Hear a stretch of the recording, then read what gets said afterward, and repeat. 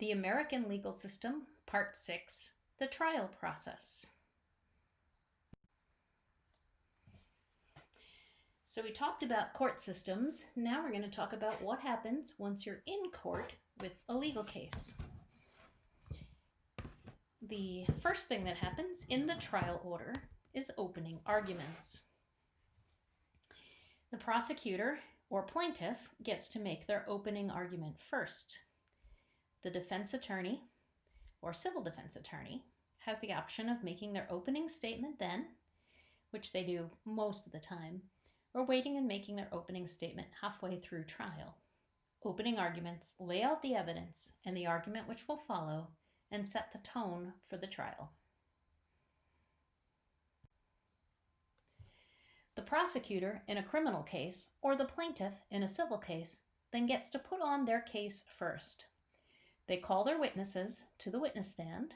The witness is placed under oath, and then the prosecutor or plaintiff's attorney engages in direct examination. The defendant or defense attorney conducts cross-examination of those witnesses, and the prosecutor or plaintiff can engage in a little bit of redirect questioning on a very limited basis. The judge may also have questions of a witness, especially in a trial that is tried just to a judge and not to a jury. When the prosecution or the plaintiff is all done with their witnesses, they rest their case. Here are some examples for you of direct and cross-examination questions. You'll note that direct examination questions are open-ended, whereas cross-examination questions are very narrow and designed to elicit yes or no answers. Once the plaintiff or prosecutor's case has rested, then the defense puts on their case. They put on their witnesses, if any, and the order of questioning is reversed. The defense engages in direct examination, then the prosecutor or plaintiff gets to cross-examine, and the defense gets limited redirect questioning. Finally, once all of the witnesses have testified and all the evidence has been admitted, come the closing arguments. In this case, the defendant or civil defendant gets to make their closing argument first, and then the prosecutor or plaintiff goes last. You'll notice that the prosecutor or civil plaintiff goes first and last, thus under the doctrine of primacy and recency, which is a psychological concept, meaning that whatever we hear first and whatever we hear last, that is most recently, have the strongest impact on us. We're most likely to both identify with those things and remember them. So that gives the plaintiff or the prosecutor a profound advantage in trial.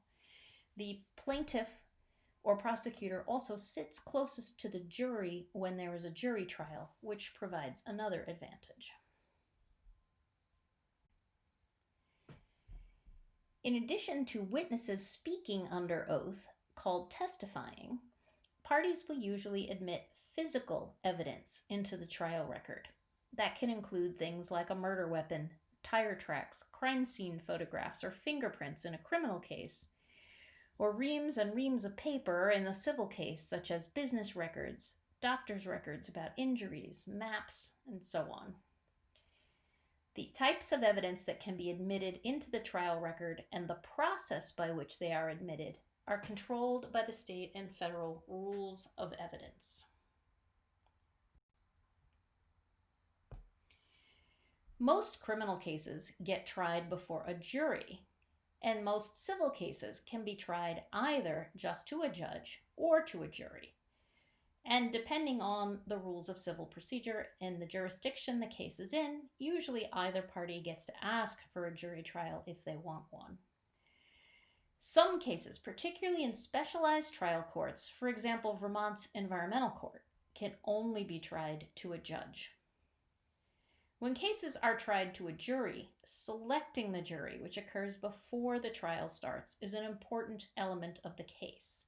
There's a formalized process where each side gets a certain number of jurors that they can exclude from the pool in order to count down sort of by process elimination and create the jury. In both civil and criminal cases, jury instructions, that is, what the judge tells the jury about the law they are to apply in the case, can be quite contentious, and the parties get a chance to make their requests to the judge for specific instructions and to argue about those requests before the judge instructs the jury. Once all the evidence is submitted in a jury case, the jury deliberates and returns a verdict. Almost all of the time, the judge then enters a judgment on the verdict. That is, enters a judgment consistent with whatever the jury has decided, whether they've decided guilty or not guilty in a criminal case, or liable or not liable in a civil case. In rare cases, the judge may issue what's called a JNOV, judgment notwithstanding the verdict. It means the judge enters a decision differently from that issued by the jury.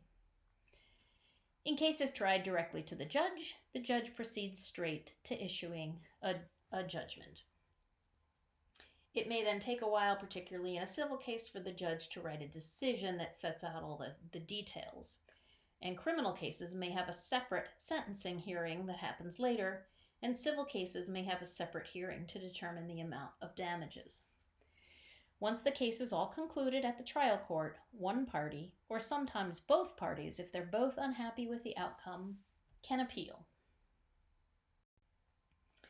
Lastly, I provided a piece of a newspaper article about a rather famous case in Massachusetts in 1997 in which a judge entered a judgment notwithstanding a verdict. This case involved a British nanny who had shaken the infant to death that she had been hired to watch. The jury heard her trial and convicted her of second-degree murder, and the judge entered a judgment notwithstanding the verdict, holding her guilty of a much lower charge of involuntary manslaughter and doing away with her sentence. There had been a lot of public outcry about this case and big protests at the courthouse protesting against this young woman going to jail for this killing. So it was a question of a lot of public and political outcry, and the judge entered a judgment notwithstanding the verdict.